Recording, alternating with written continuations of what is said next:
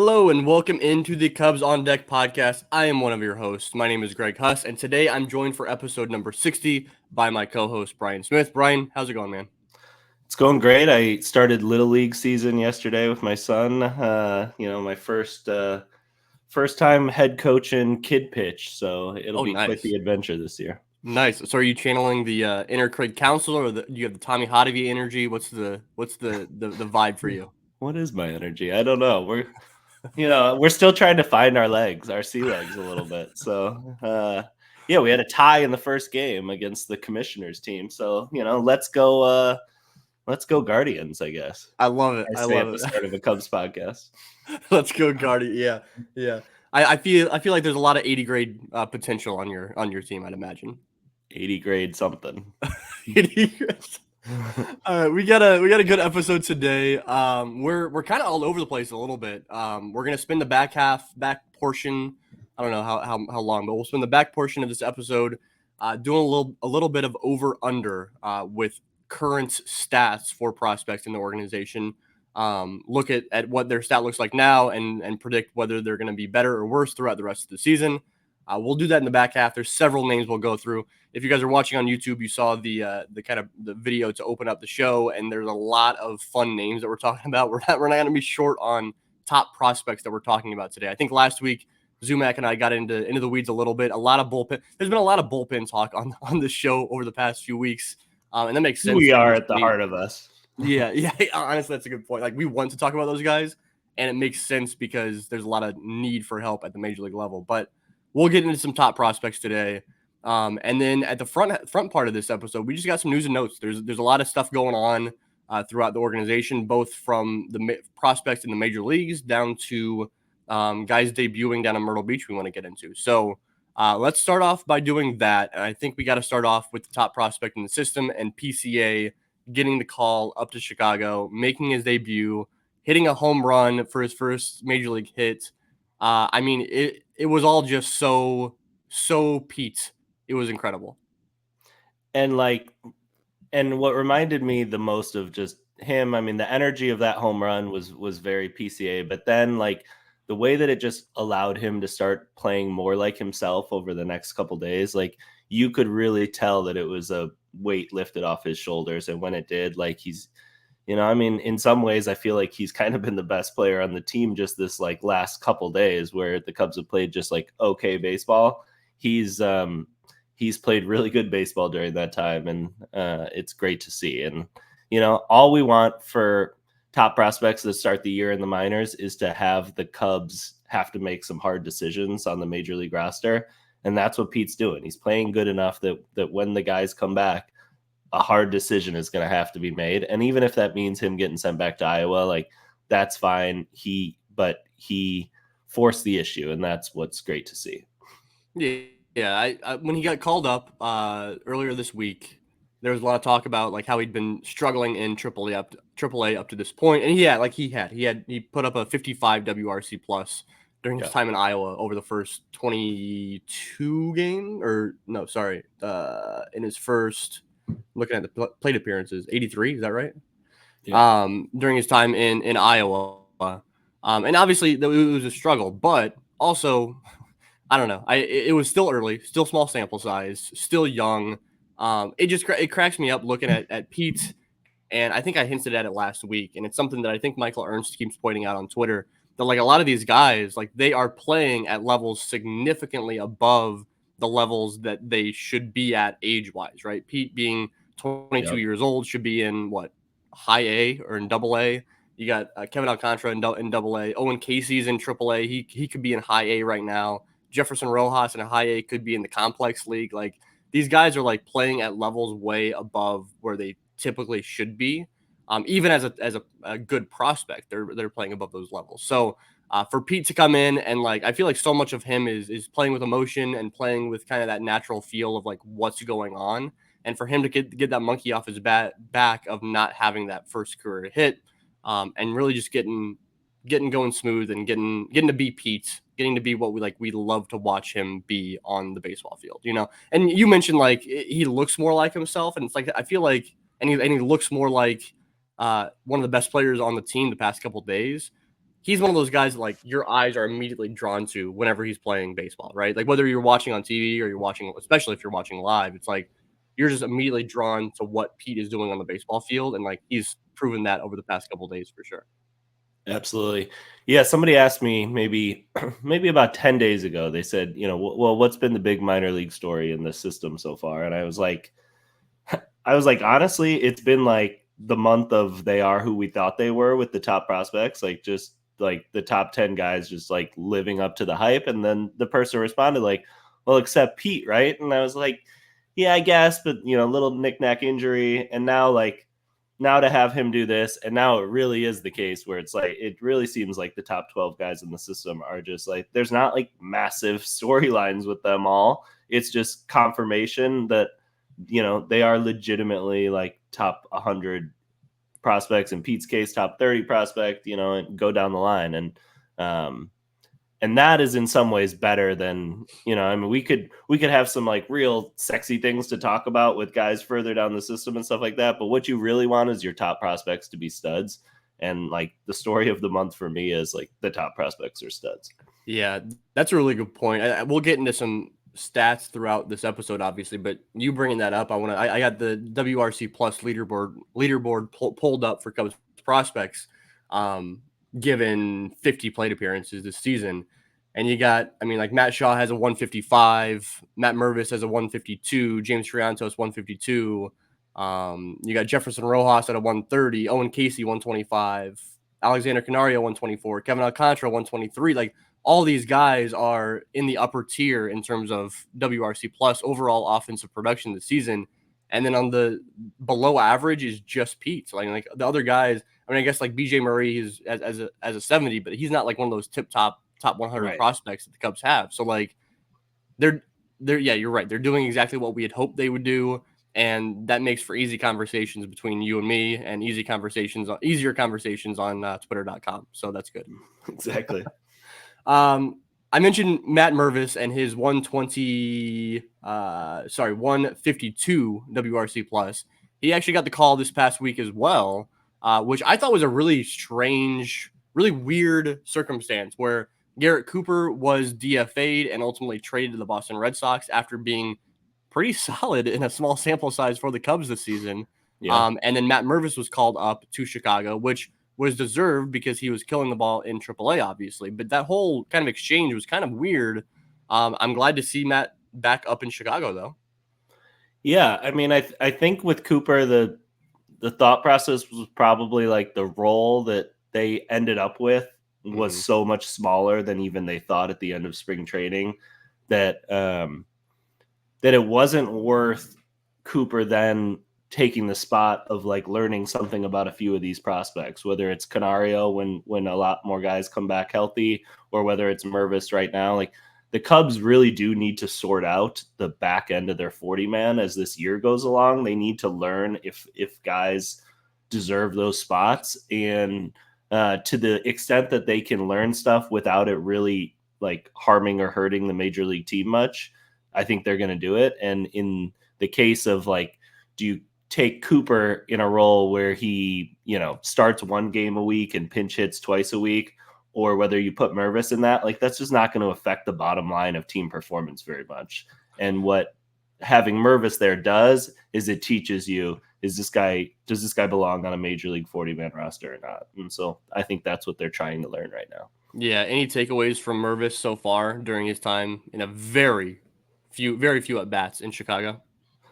No, I mean, I don't think it's hard to put a narrative on top of the results that like, you're only going to really go with the results. So the results haven't been great, which is going to kind of make me trend towards saying he still doesn't look that comfortable. But if he comes out today on Sunday and has like a 3 for 4 and a walk, then like, then the entire thing shifts. So I wouldn't say too much either way yet, but it is also on Matt. Like Matt has to take one of these opportunities and run with it. Otherwise it's just like, it's not going to work out in his first organization. There's thousands of major league players over time that have gone through that. And so, I'm just hopeful for him that one of these samples, like I know they're small, I know it's a lot of pressure for a short window, but that's the game. And he is just going to have to mash in one of these chances. I'm glad you brought up the fact that he could go off on Sunday. Yeah, we are recording this on Sunday morning. So if there's Matt Mervis going crazy in a start on Sunday, or if any minor leaguer does something historic, we will not be talking about that from Sunday's action. Just a heads up to you guys out there. Let's talk about Cade Horton. Let's talk about Cade here, because he just went yesterday on Saturday and made another tremendous start to lower his ERA. He is who we thought he was. He's a bad man, and he is who we thought he was. 5 innings, 5 hits, 6 strikeouts, no walks, no runs. And most importantly, he got up into the 70s with his pitch count, which was a pretty big milestone this season, and into the 5th inning. Throwing the entire 5th inning, I thought was huge. I know that I had the same mindset. I think Brad posted on the Discord. He's like, let's see if he gets sitting back out there for the 5th inning, just kind of assuming that he wouldn't. When he was at right around, I think, 48 or so pitches. And then he did. And he ended up finishing out that 5th inning, which I thought was huge.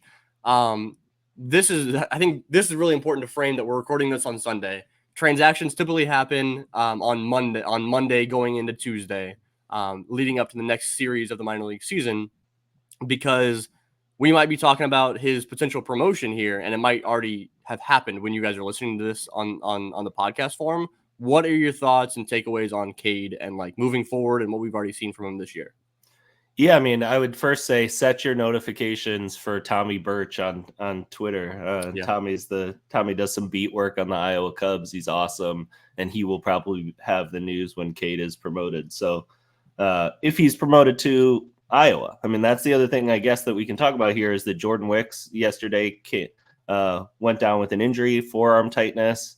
Obviously, sort of opens a role in the rotation. The timing is exact that Cade's next start would match not Wick's start on Sunday, but his next one on Saturday. I don't think the Cubs are going to do that. I don't think that Horton's next start will be with the Chicago Cubs, but I do think it will be with the Iowa Cubs. He's just ready. I mean, he belonged there in AAA to start the year.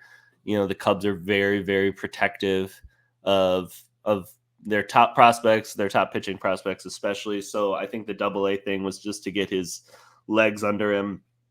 They are certainly there. It is not a challenge at that level in any way. I mean, really, like when I've watched these starts, it's just like, it's almost like sometimes he holds the slider back until he really needs it.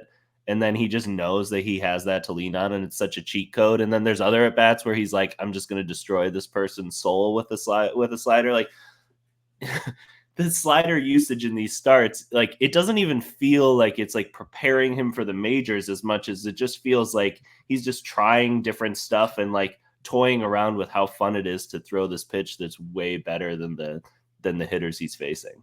Yeah, it reminds me of like a Friday starter in the SEC going up against like a weekday roster from like the MAC. You know, it's just, yeah, like those guys, like the other guys that he's facing, the batters he's facing in AA, like they can go out and get him. Like he gave up a home run in his previous outing, right? Like they can go out and get him every once in a while, but it's not like nobody there is better than him in terms of like the batters that he's facing. And so like he can't possibly be challenged if he's up in AAA.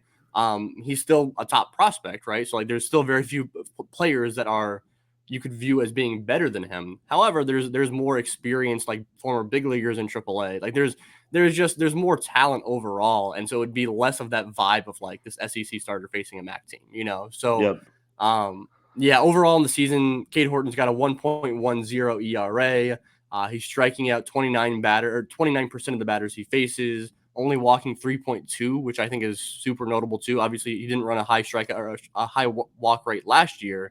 But 3.2 is just hilarious because he knows the stuff is too good that he can just put it in the zone. It doesn't really matter.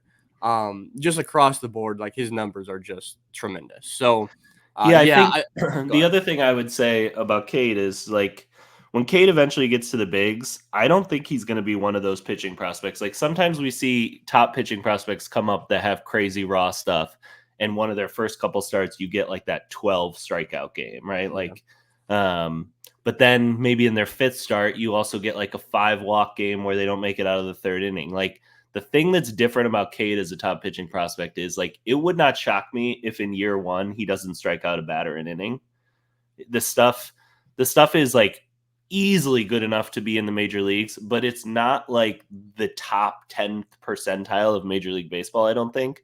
But what makes him so special is the polish and the way that he like battens down the hatches when runners get on base. Like, the dude fights on the mound. The dude is not afraid of hitters. He does not give in, and he has the stuff to beat people in the zone. So like, there's going to be just like times when he's in a jam where he gets an infield pop out instead of a strikeout. And, you know, that doesn't make him a worse pitcher, but it might make for some like less gaudy stats if you just look at the strikeout rate when he comes up. Yeah, that's a good point. So your prediction is Iowa come this upcoming week? Iowa this week, I would say Iowa for 2 to 5 starts. I could not agree more. I'm with you on all that. I think that's my prediction as well. Let's transition from guys that are impacting Chicago this year to a guy that is absolutely not, and just got promoted this past week up to Myrtle Beach and in Low A, and that is Alfonsin Rosario. Because I don't know, man. This is a guy I'm getting just more and more excited about. He got promoted up to Myrtle Beach this year after hitting, I believe it was like 7 home runs down in extended spring training, at a crazy amount of home runs. Was playing center field some this week for the Pelicans, and most importantly, he homered on Saturday, a bomb that he kind of golfed out to left field. And man, I'm excited about Alfonsin Rosario. I've been talking a little bit with Rich Biesterfeld. He seems excited about the athleticism from Rosario down in Mesa. I've seen guys and talked with RM Layton, who writes over at Just Baseball. He's super excited about Alfonsin Rosario kind of being the next version of, I mean, different position, different skill set, but the next version of Jefferson Rojas that kind of breaks out during his time in Myrtle Beach this year. Yeah, what's your takeaway on the ride this past week of Alfonsin Rosario?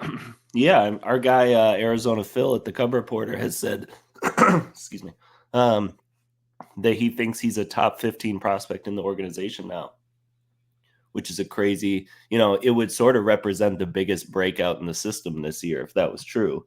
You know, I'm going to wait to see him in Myrtle Beach a ton and before I sort of sign up on the dotted line for that bold statement. But obviously a guy with huge power and still moves well enough.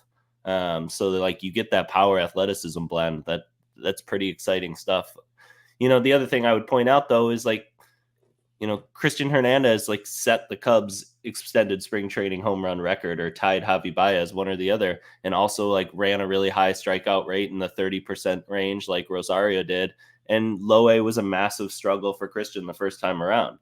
And so it would not surprise me if, you know, Rosario, I don't know, struggles to hit 240 and strikes out a bunch. So, I mean, that's the beauty of these things is like a guy then gets a proper assignment and we get to really see like, we really get to see who he is now. You know, that being held back was just out of caution. Now he's where he belongs and he can show us like if he's a top 15 prospect, we're going to see it in the results over like a 50 game sample. And he is going to get that 50 game sample. He's going to get 100 games at Low A this year.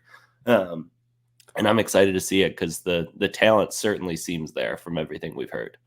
Do you remember off the top of your head when was the call up for Rojas last year? It seems like it was actually it was right after the Arizona Complex League started up, right? Because he got like That's right. He got one game. Yeah, one game there. So Rosario's up earlier than Rojas, not by a ton, but he's up earlier than Rojas. So he's going to get plenty of like we're going to get our eyes on him plenty this season to come away at the end of the season with some sort of assessment of where he's at and what he can do to continue to improve. So that's going to be exciting to watch.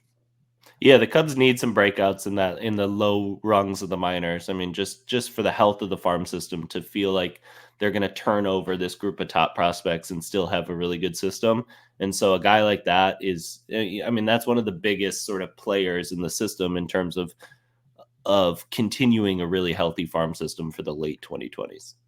Let's jump back up to AAA Iowa and talk about Luis Vazquez, because Vasquez just had his 18-game on-base streak snapped that was on Saturday that he got it snapped. But really, it's amazing what Luis Vasquez is doing. Like, he has been one of the best hitters in the Cubs organization so far this year. His WRC plus is good for 143, which is one, like I said, top 10 in the system. He's striking out 22% of the time, walking 8% of the time. He's batting 341 is Luis Vasquez. And because of that crazy on base streak, his OBP is above 400. So this is a legit hitter in addition to his defensive talents at shortstop. Yeah, I mean, I'll make a prediction for you. He joins Chicago this week. I think yesterday we had a collision. Christopher Morel, who's already seemed kind of banged up, gotten a collision with Alexander Canario. Said after the game he wasn't feeling great. I think that there's a decent chance that he ends up just sort of a minimum 10-day IL stint. And I think the Cubs will choose Vasquez to fill that spot. I think, they'll just give him like a little 4 or 5 game look, play him at third base a few times. He'll split the position with Madrigal. And, I think to a certain extent, it'll be just like, you're doing an incredible job. You earned this. And also, like, the biggest thing with Vasquez to me is just like, I still don't know what to make of it. He's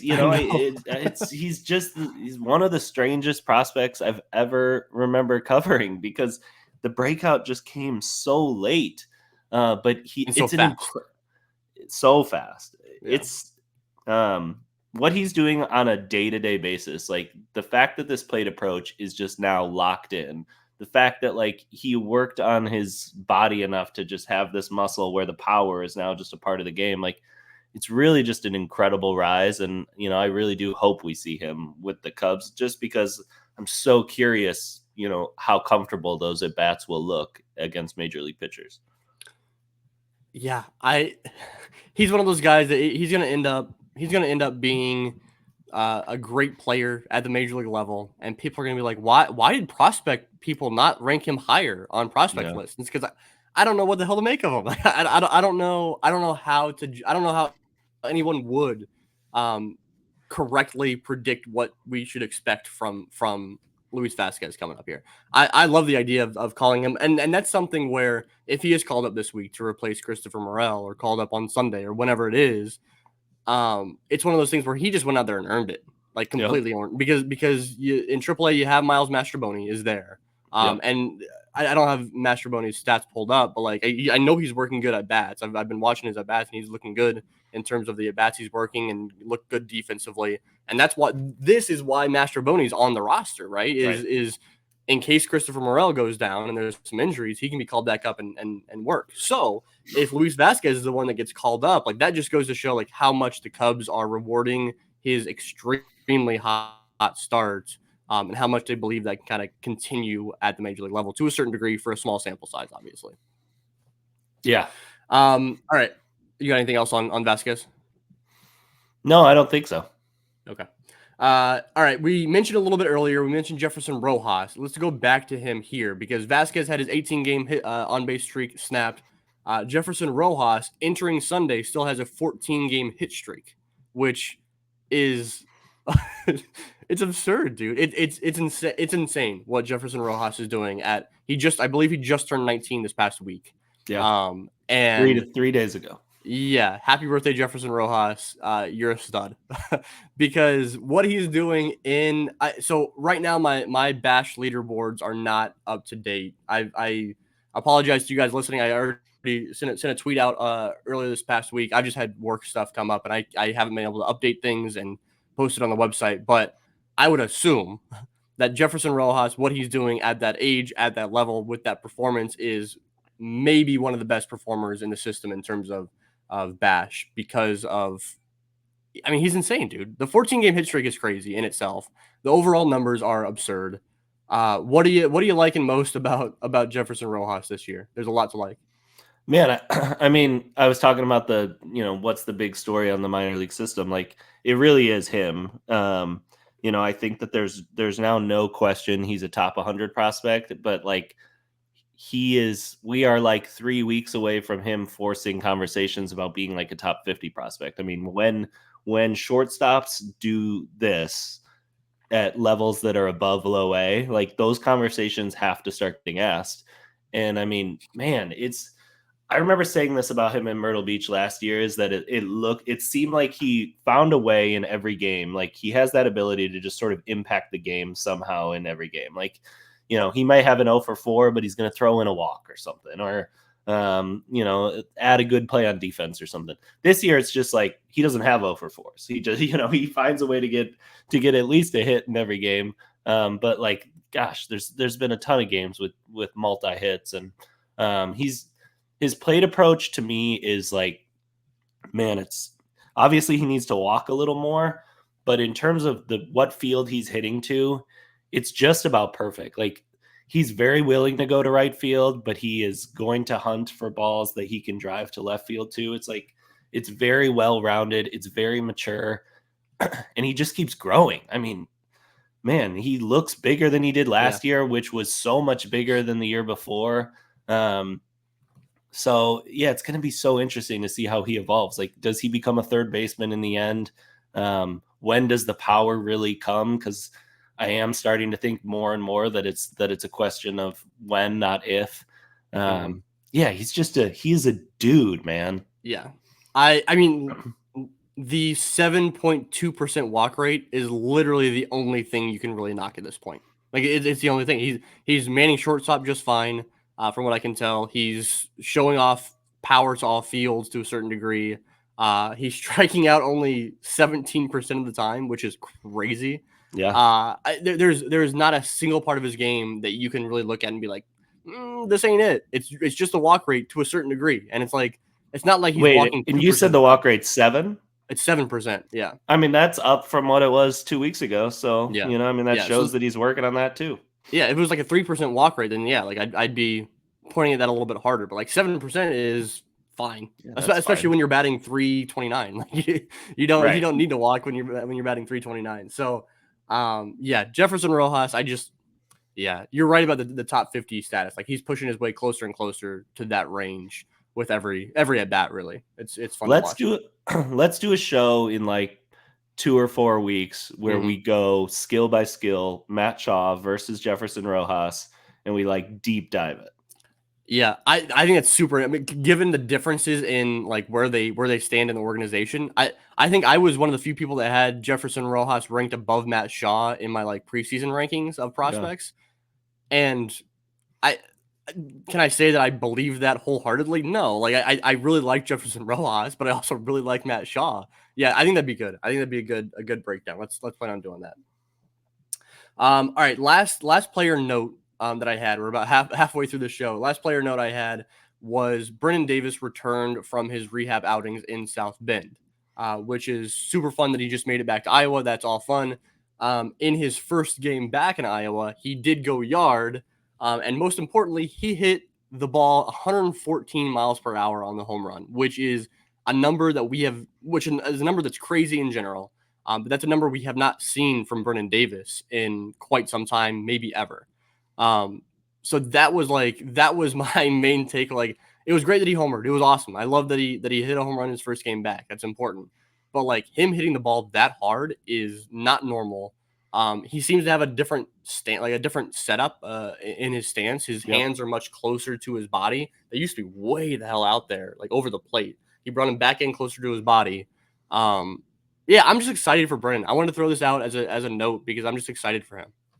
Yeah, I mean, really every game that he's played in this year, he looks so much better, so much more athletic than he did last year.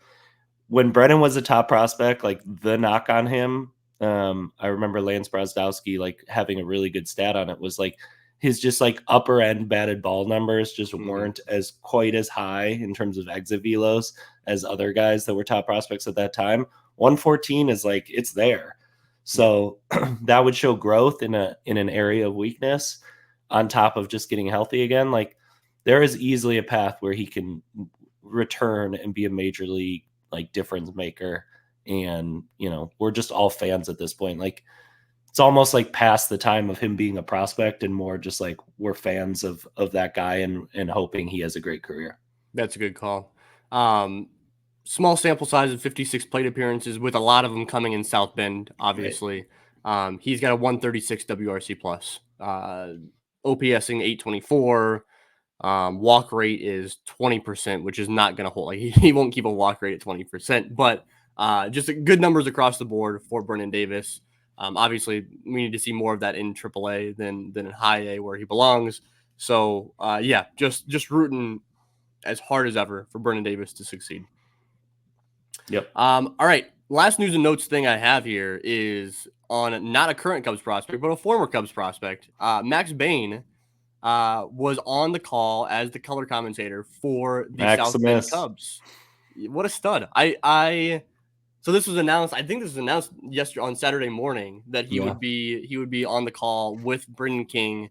And I went back and listened. I couldn't watch or listen at the time, but I went back and listened to a few innings last night. And Max is the best. I mean, like he was as good as you expect him to be, knowing the way he knows ball, knowing the way that he's come on shows like this with us and chatted, and like being able to communicate the way what's happening on the field. He's tremendous at. I just want to give him a special shout out because like that was so cool to see Max on the call for South Bend. Friggin' dude, I talked to him about a week ago and he doesn't even mention that he's got this in the hopper. I'm not happy for you, Max. I'm mad at you. No, Max is so well cut out for a thing like this. I mean, this is just, he's still got baseball to be played. He's still got a lot to do on the diamond, but he is a great communicator on the game of baseball. And so, eventually when his career is over, it's such a natural thing that he would get into something like this. I think his real passion would be talking about the Detroit Lions on a radio show, like in Detroit or something. But, he'll spend his time on baseball when he has to too. And, we'll be lucky to hear it. I was going to say, I bet that Max is the normal caller into sports talk radio in Detroit, talking about the Lions draft picks. So, yeah, we got to get him back on the show here to kind of talk about that element of what he's doing, because totally. Yeah, man, it's you're right. Like this, I don't know if he wants to do after his playing days are over. I don't know if this is what he wants to do is be in a booth, or if he wants to talk in a different way. But whatever he's doing, he needs to be talking about baseball as long as humanly possible, because that's what he's great at. So, yep. All right, man, let's go to our over-under segment. This is actually timed out pretty well. So pretty straightforward, right? I'm going to give a stat of a current stat of a player in the system, what he's currently putting up. And then you and I will chat about whether or not he will be better or worse than that number throughout the rest of the season. So I think we'll go ahead and start off with Owen Caissie, because somehow we've gotten through half of this show and we haven't talked about Owen Caissie's today, and that seems weird. So Owen Caissie has a 125 WRC plus so far this season. Will his final number at the end of the year in the minor leagues be over or under 125? I will go over. I think he's gotten to this number without the power really coming into play yet this season. It just sort of did this week tick up a little bit, but before that, there was very little power. He was just rocking like a 410 on base percentage that helped the WRC plus. I don't think there's a ton of power under the hood that just hasn't come out yet. When summer comes, I think we'll see that. I still think he'll finish the season with 20 to 30 home runs. And so when he gets to that power, that will only raise that WRC plus. And I'd see it finishing in like the 135 to 140 range. I've got over as well. There's no way he gets to 30 home runs though. Right? Or like 30 would be a lot. Yeah. I mean, I would love it. I'd be about it. But right now he's at, sorry, I've got the stats pulled up. Is he at 3? Yeah, I think so. Yeah. So I'm struggling with my stat sheet over here. Yeah. So the home runs are going to come. That's what's going to buoy the WRC plus up, because he's hitting just fine. He's walking like we know he can. Walking at almost 17% clip, which is crazy. He's batting 281, which is he's always had a really high batting average, which has been really interesting throughout the system. He's always had a batting average higher than you'd imagine for a guy that's a high power guy.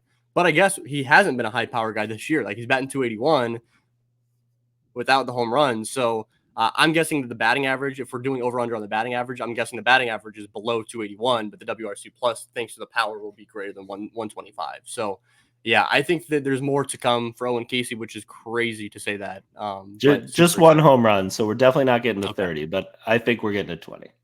Okay, and that'd be one hell of a run to get to 20 at this point. So, yep. Yeah, I'm excited to see that. Let's go to a guy that, again, always in the same conversation, and it's kind of interesting that Kevin Alcantara has a 123 WRC plus. So very similar to Owen Caissie, but I think that Kevin Alcantara has had just such a wild ride this season, where he started off 0 for 26 is what it was, I think, to start off the year, and then he went on this absolute heater of a run, and he's come back down to earth to a certain degree of like normal levels over the past like few days. But over the course of the season, 123, which is very similar to Owen Caissie's 125. Do you believe in the hot streak, Kevin Alcantara, to say over? Do you believe in the cold streak to say under, or do you believe in like that middle ground where he's going to hover right around 123 for the season? I would probably pick the middle ground. I think if I was going to be forced to a selection here, I would probably go under. You know, that's always sort of a cheat in the minor leagues, because if Alcantara was like going over that number, he probably spends the last 2 months of the year in Iowa, and that will be a real challenge for him, I think. And so that would, probably drag the WRC plus down, because he would, predictably struggle there. Mm-hmm. So I would go with that. But I think he spends the year at AA, and I think it's like in that 115-ish range, which is awesome. The Cubs, I think at the end of the day, the Cubs are just going to want to see more like day-to-day like consistency than anything else.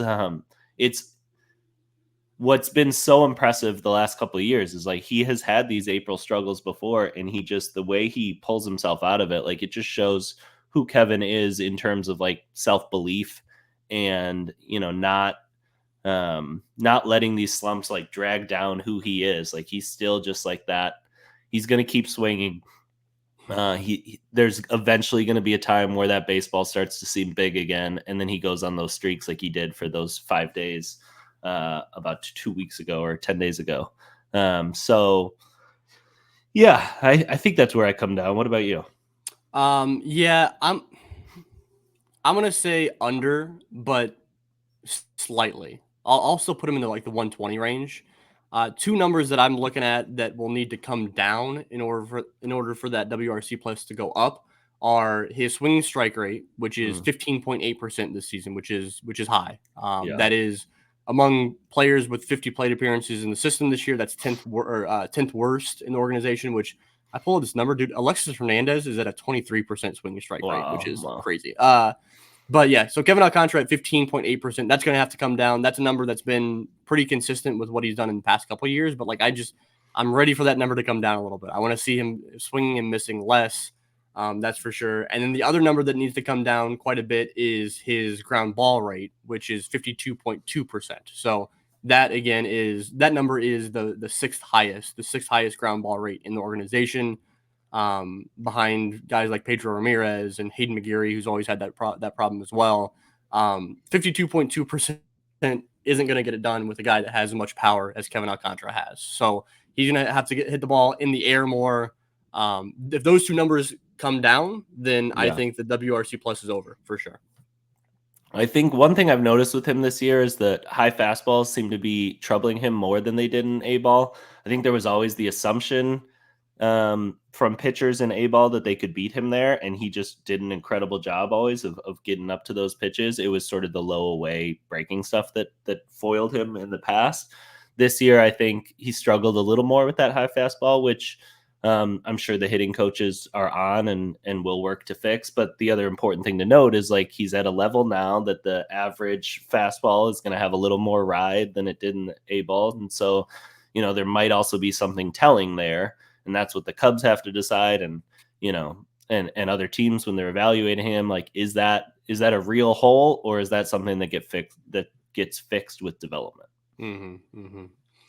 Let's go to Moises Ballesteros because he is, or actually, hold on. Before we do that, one more last thing on Kevin Alcantara I'm going to call out. He's got a 246 batting average. So I talked about Owen Caissie's 281 batting average. Kevin Alcantara's 246 batting average seems important to me because we know that he's not going to be a guy who hits 280 in the major leagues. He's not going to run that super high batting average, but I feel like that 250 range is really, really important for Kevin Alcantara. Because he's not going to go out and hit 45 home runs a year. He's going to show off some pop. He's not going to do that where he can get away with a 230 batting average, I don't think. So your thoughts on over under this season on a 246 batting average from Kevin Alcantara? Yeah, I think he could. I think he could beat that number. Man, it would probably be pretty close to that. But yeah, I mean, he should be a guy. He hits the ball hard enough that has higher BABIPs. The strikeout rate is probably about what I think it will end the season at, and so. Yeah, if he finds a few more holes on these grounders, but then also trade some grounders for line drives, then the average should come up. Yeah, I like it to finish in like 255, 260 range. Yeah, I was gonna say I'll take over. I'll take over for this year, assuming again, like you kind of pointed out, that he spends the entire year in AA. Right. I think if he does that, then I'm taking over on the batting average. But I think long term, I think that's an important number to keep an eye on. I don't obviously we don't stand batting average on this podcast, but like I think for him, that's just a number to keep an eye on throughout his career for sure. Yep. All right. I said Moises Ballesteros. Let's get into him. Right now, he has a walk rate that is 14.8%. He has a strikeout rate, which is 14.8%. Which is crazy for a guy with his type of hitting skills at the plate. Will he have a over under a 1-to-1 ratio of strikeouts to walks? So will he walk more than he strikes out over the course of the season? No, I mean that would be crazy. I mean, if he does that, then we're having like real different conversations about him as a 20-year-old in AA. Like eventually, I think eventually the book will be out on him a little bit. He struck out 4 times in his last 12 plate appearances. So it will be interesting to see how AA pitchers adjust and then how he adjusts back. You know, I do think he's a guy that will be able to have it sub 15% or so, which is just crazy for the age and the level. And the walk rate should be 10%. So they should be within spitting distance of each other. You know, 1-to-1 though is just, I mean, that's crazy territory. Yeah, I was gonna say I'll predict somewhere around 16 to 18% strikeout rate. I'll go a little higher than you, 16 to 18% strikeout rate. But I think he'll keep the walk rate up. I think that right now it's 14.8. I don't think it'll stay that high, but I think 12 to 14% is doable for Moises Ballesteros. And again, like if you're within 4% of each other, that's a really impressive percentage. So it'll be worse than a 1-to-1 ratio, but that's not really fair.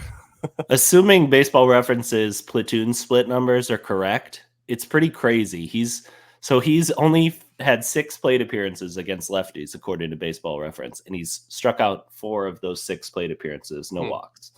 So that means in 48 plate appearances against righties, he has 8 walks and 4 strikeouts, which is absurd stuff. So that's something to watch going forward. You know, I mean, then, you know, obviously people that write about prospects in terms of picking flaws out will start to say, like, is he a platoon bat or whatever? Like, I'm not there for that conversation at 20 years old.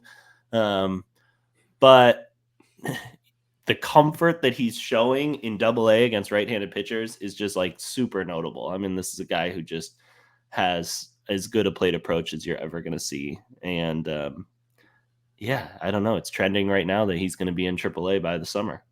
Yeah, I'll say it again. In my eyes, the most complete package of hitting skills in the entire organization. I think that James Triantos might have better bat to ball skills. I think that other guys might have more. Owen Caissie has more power. All these different things, but take the entire hitting package. I'll take Moises Ballesteros right now over anybody in the organization, which is crazy. All right. I got one more hitting stat that we're gonna. It's not really an over under, but it was kind of a question that I wanted to throw in here because I thought it was kind of interesting.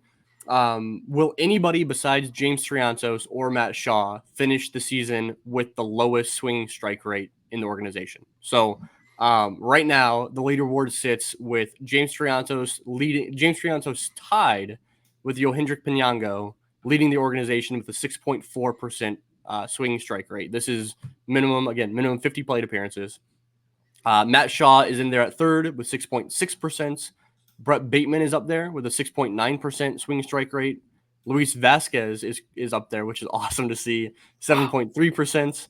Moises Ballesteros, who we just mentioned, only 7.8% swing strike rate. And then he's farther off, but I wanted to throw out that Jefferson Rojas only has an 8.3% swing strike rate. So I guess my question to you is, it seems like the consensus pick before the season and still now is James Triantos or Matt Shaw will be the leader in this category because their bat to ball skills are ridiculous.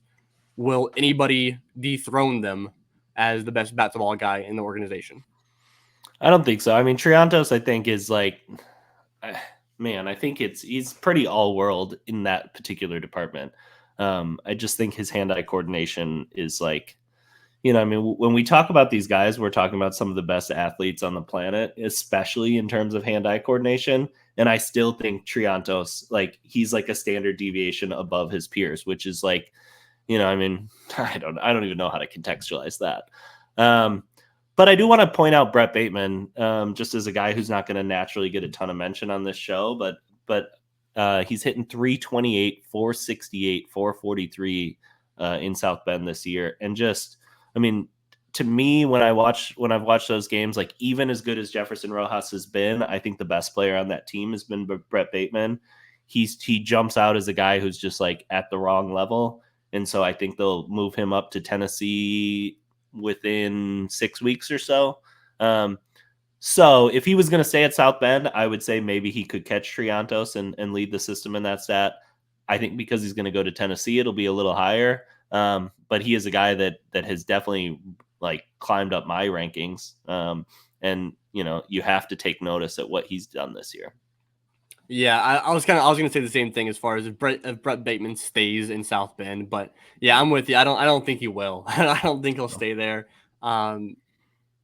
Whether James Triantos is my pick to lead the system over Matt Shaw even. Whether James Triantos spends more time in Double A, if he gets the call up to Triple A, no matter where he's going to be, I just think that he makes contact with everything that he and I just think that he is otherworldly at that skill. Just a foul ball master. I mean, you throw that guy like your best slider with 2 strikes, and like he's just gonna hit one of those annoying little squib foul balls to stay in the at bat. He's just a pest. Yeah, he's a pest is a good word. And my thinking with Matt Shaw is eventually we've seen a little bit of a struggle the past week and a half or so for Matt Shaw at the plate. The strikeout rate has gone up significantly over the past week and a half. Like, we're not freaking out at all. But at some point, like, Matt Shaw is going to need to pull the ball a little bit more. We've talked that's been a point of conversation, right? He's just going oppo like 55% of the time. At some point, he's going to have to pull the ball more, and that will lead to some more swing and miss, I'd imagine. I don't know. Maybe enough to make him the second or third best in terms of the entire system in swing and strike. But yep. So yeah, James Triantos is my pick. Outside of Triantos and Shaw, I think I'd go Bateman. Although Yohendrick Pinango has been a guy that has not swung and missed throughout his entire career. Like, this is a skill set that, like, is not new. Versus Vasquez, like, that's new-ish to him, right? To swing and miss only 7.3% of the time. Pinango has done this his entire career to a certain degree. Yohendrick Pinango is this. We talk about the development of Luis Vasquez. Pinango is one of the strangest to me because, like, we know the dude hits the ball super hard. We know that he doesn't swing and miss. It's like, that's what you want, right? Like, those two skills, like, that is what you want in a player. And he just hasn't statistically been able to get it done the past couple of seasons. We're seeing him for the 4th straight season in South Bend. They're 2 different levels in those 4 seasons, but Pinango is maybe a sleeper in terms of this category.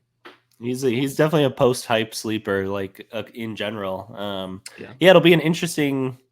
whether him or Bateman gets the move up to Double A will be a really interesting thing, because I can see the argument for both right now, but there's probably only going to be space for a one initially. And do you take the guy who's been in South Bend for so long and reward what he's done to start this year? Or do you take this this new toy you have in Brett Bateman from the draft and really try to push to see how advanced he really is? That's that's one of those times where I'm glad to not be in charge of player development for the Cubs, because that's a tough one. Yeah, that's true. I've got 3 pitching over-unders that we can get into. Let's do Michael Arias, because he's been outrageously good this season. He's got a 31.9% strikeout rate, which the numbers across the board have been tremendous with Amazing. Michael Arias. Yeah. And that is obviously a really good swing, or a really good strikeout rate at 32%. But I think it could even potentially be higher. So what's your take? Over under 32% strikeout rate for Michael Arias this season? Oh man, that's tough. I'll say under, because again, I'm like cheating by saying I think he's not long for Double A here. I don't even know that he's long for Triple A. Like, this is like a Palencia situation where I think the Cubs are going to prioritize like what he looks like in the major leagues and get him there fast, and then use that to inform the next step of development, like they did with Palencia. Like, and so yeah, I think he's going to get pushed, and major league hitters I think will have an easier time with that fastball than Double A hitters have so far this year, and so I think the strikeout rate would certainly be lower if he went up the ladder. But man, can't say enough about a guy who's taken to a different role and just brought like the best version of himself to that role in his appearances. Like that doesn't happen for everyone. Last year we had a bunch of guys get converted to relief in the system, and it felt like all of them, like one of their first 3 outings sucked, and then they kind of got comfortable with it. Arias is just like, he's been comfortable the whole way, and so that's kudos to him for that. Yeah, on the season, he's thrown 12.2 innings. He has an ERA of 1.88, strikeout rate, like we said, of 32%, walk rate of only 8.5%, which is pretty notable, like Huge. very notable actually. Yeah.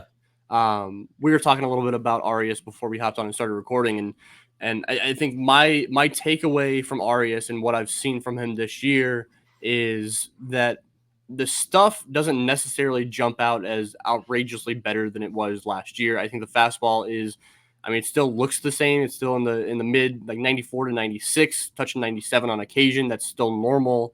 The slider still needs more consistency. I think it still flashes really good, but I think it still needs more consistency. And the changeup is his best pitch. It's really, really good. The big difference with Arias this year, in my eyes, is that he's just been around the zone, like obviously in the zone more, with a 8.5% walk rate, as opposed to last year was, I think, north of 14%, wasn't it? Yeah. So obviously he's been in the zone more, but I think there's been fewer huge misses where like it's over the batter's head or if it's back to the backstop. So that's important, right? For him to be just around the zone in general more. And that gives hitters something to think about. They're not going to go chase a fastball over their head, but they might chase a fastball riding up out of the zone closer to their shoulders than over their head, Yeah. So that makes a big difference. But yeah, Michael Arias I'm with you. I think we see him in Chicago this year.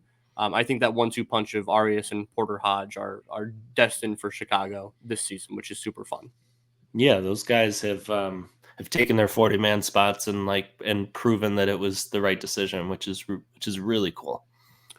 I want to look at a guy in Connor Noland, because he's been kind of a fun watch this year. He's got a 3.21 ERA, which is obviously a really good ERA. What's your take on over under? I guess in this case we want to see an under ERA, but a 3.21 ERA for Connor Noland. He's looked good this season overall.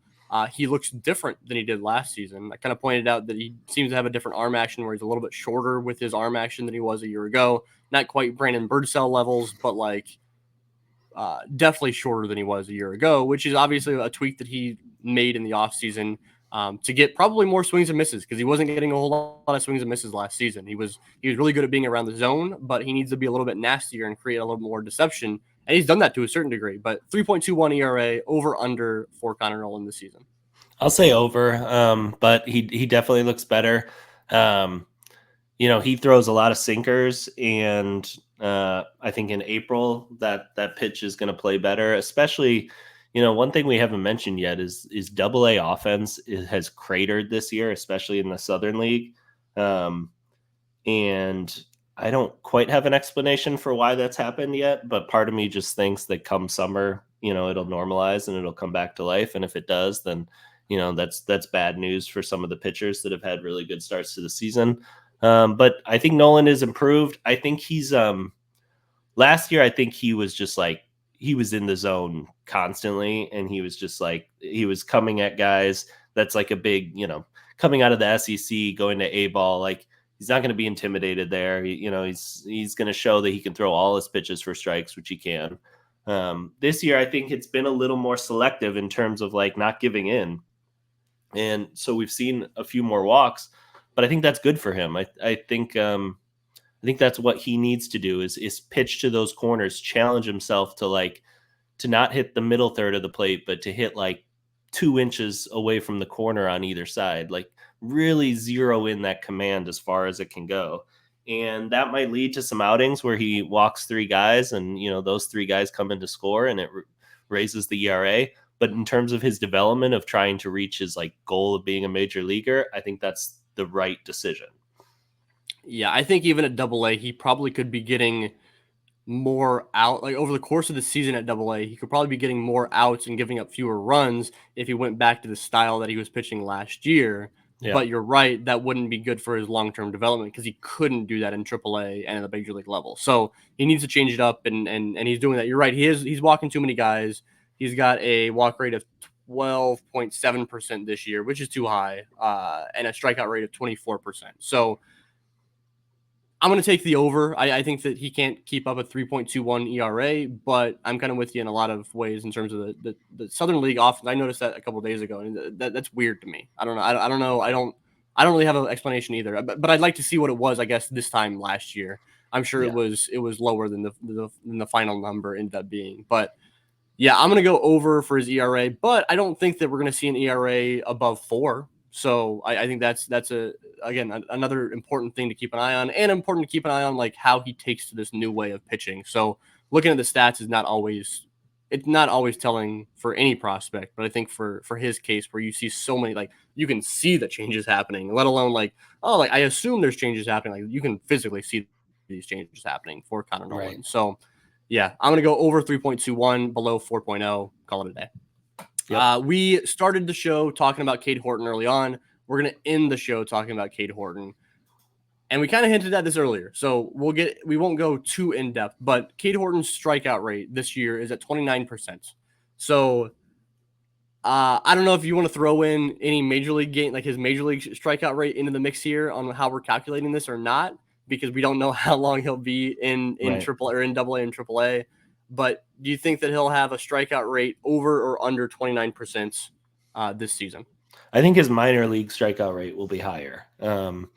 I think we talked about the walk rate earlier, like just what we said with Connor Noland, like he gets to AAA. I think he starts, I think he's less willing to come into the zone, less willing to sort of give in to the hitter. And so I'd imagine we see a few more walks, but I think the strikeout rate could go up as a result of that, pitching on the edges a little more.